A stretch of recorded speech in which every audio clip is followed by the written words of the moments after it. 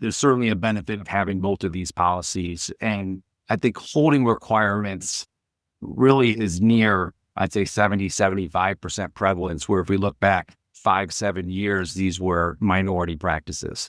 So what this is, it's a requirement in place, often structured as a requirement to hold a percentage of shares at the vesting of each award. So after annual vesting, you're required to hold a percentage of shares until your ownership guideline is met. There's different ways to structure this holding requirement, but that's the most common and typically referred to as a hold until met policy.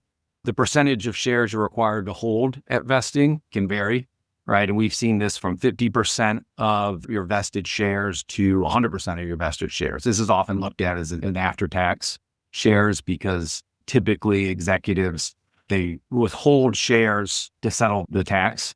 So an after-tax could be required to hold 50% up until 100% of their shares up until that guideline is met. And what this does is it really ensures that executive is working towards the ownership guideline from the beginning. We'll avoid a situation where there may be a 5-year requirement or a 5-year timeline to meet your requirements.